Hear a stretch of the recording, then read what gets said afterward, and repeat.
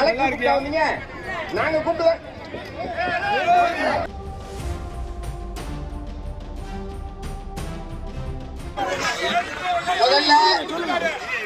முதல்ல சொல்றதை கேட்கறதுக்கு கத்துங்க. கூச்சல் போடுறதுனால ஒரு பிரச்சனையும் தீராது. ஏன் கூச்சல் போடுறீங்க? முதல்ல என்ன நடந்ததுன்னே தெரியாம எதுக்கு சத்தம் போட்டுருக்கீங்க? முதல்ல சொல்றதை கேளுங்க. நாங்கெல்லாம் கூப்பிட்டுதான் நீங்க இங்க வந்திருக்கீங்க. கலெக்டர் வந்தீங்க, நாங்க கூப்பிடுவோம்.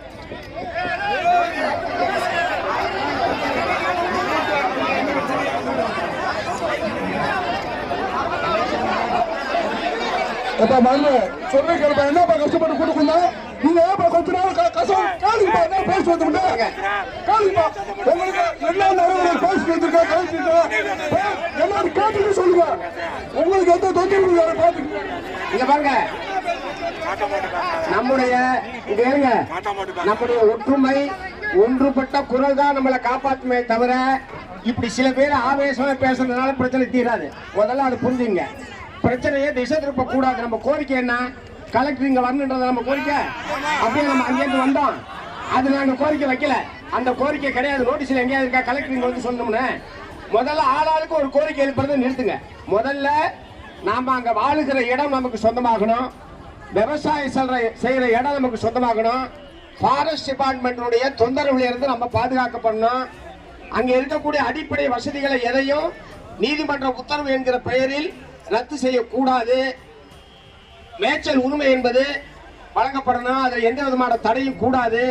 இந்த கோரிக்கைக்கு தான் நம்ம இங்க வந்திருக்கிறோமே தவிர ஆளாளுக்கு புதுசா கோரிக்கை எழுப்பினா தனித்தனியா போய் பேசணும். பொதுவான கோரிக்கை என்னவோ அதன் அடிப்படையில் தான் இந்த போராட்டம் என்பது நடக்கிறது. ஒவ்வொரு மக்களுக்கும் 1000 கோரிக்கை இருக்கும். ஒவ்வொருக்கும் தனித்தனி பிரச்சனை இருக்கும். ஒவ்வொருத்தருடைய தனிப்பட்ட பிரச்சனைகளை பேசுறதுக்காக இங்க வரல. புரியுதா? முதல் விஷயம், உச்ச நீதிமன்ற தீர்ப்புக்கு எதிராக தமிழ்நாடு அரசாங்கம் சீராய்வு மனு தாக்கல் செய்ய வேண்டும் என்பது நம்முடைய பிரதானமான கோரிக்கை. உச்ச நீதிமன்ற தீர்ப்பு அனைவரையும் கட்டுப்படுத்தும். தமிழ்நாடு அரசாங்கத்தையும் கட்டுப்படுத்தும், டெல்லி போலீஸையும் கட்டுப்படுத்தும், உங்களையும் கட்டுப்படுத்தும், என்னையும் கட்டுப்படுத்தும். ஆகவே அதிலிருந்து சட்டப்படியாக இந்த தேனி மாவட்ட மக்களுக்கு, வருசநாடு வேகமலை பகுதி மக்களுக்கு ஒரு சட்டப்படியான பாதுகாப்பை ஏற்படுத்த வேண்டும் என்று சொன்னால் தமிழ்நாடு அரசின் சார்பில் சீராய்வு மனு உச்ச நீதிமன்றத்திலே விரைவில் தாக்கல் செய்யப்பட வேண்டும். நேற்றைய தினம் சட்ட அமைச்சர் அவர்களும் விரைவில் தாக்கல் செய்யப்படுவதற்கான நடவடிக்கை எடுத்திருப்பதாக நேற்று அவர் வெளிப்படையாக பத்திரிகையாளர்களிடத்தில் தெரிவித்திருக்கிறார். இன்றைக்கு மாவட்ட ஆட்சித்தலைவர் அவர்களிடத்திலும் இந்த கோரிக்கையை நாங்கள் வற்புறுத்தணும். ஏற்கனவே சட்ட அமைச்சர் இப்படி சொல்லியிருக்காரு. இன்றைய ஆர்ப்பாட்டத்தின் வாயிலாக இந்த கோரிக்கையை வற்புறுத்தியிருக்கிறார்கள் என்பதை நானும் அரசுடைய கவனத்துக்கு கொண்டு செல்கிறேன். கட்டாயம் மறு சீராய்வு மனு தாக்கல் செய்யப்படும் என்பதை மாவட்ட ஆட்சித்தலைவர் உறுதியளித்திருக்கிறார் என்பது ஒன்று. இரண்டாவது, அதுவரை எக்காரணம் கொண்டும் இந்த மாவட்ட மக்கள், அந்த மலையில் இருக்கக்கூடிய மக்கள் யாரும் வெளியேற்றப்பட மாட்டார்கள் என்கிற உறுதியை மாவட்ட ஆட்சித்தலைவர் அவர்கள் கொடுத்திருக்கிறார்கள். இரண்டாவது. மூன்றாவது வன உரிமை சட்டப்படி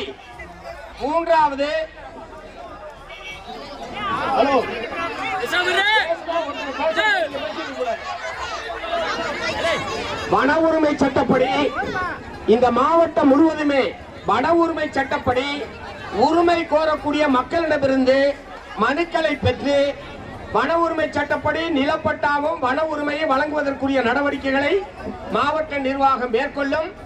அது முடிகிற வரை வன உரிமை சட்ட அமலாக்கத்தின் மூலமாக பலன் பெற வேண்டிய கடைசி மனிதன் இருக்கிற வரை எக்காரணம் கொண்டு நாங்கள் வெளியேற்ற மாட்டோம்.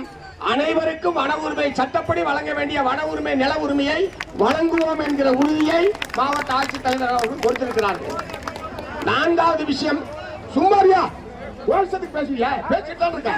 எதை சொல்லணும் எனக்கு தெரியாதா? ஆளாளுக்கு பேசுவியா? நான்காவது விஷயம், இந்த மக்களுடைய இயல்பு வாழ்க்கை பாதிக்கப்படக்கூடாது. விவசாய விளைபொருளை எடுத்துட்டு வந்தா தடுக்கிறது, பஸ் 6 மணிக்கு மேல விடாம தடுக்கிறது, அல்லது ரோடு போடுறது தடுக்கிறது, இந்த மாதிரியான நடவடிக்கைகள் மக்களுடைய இயல்பு வாழ்க்கையை பாதிக்கப்படக்கூடிய வகையில் வனத்துறை நடந்து கொள்ளக்கூடாது என்பதை நாம் வற்புறுத்தி இருக்கிறோம்.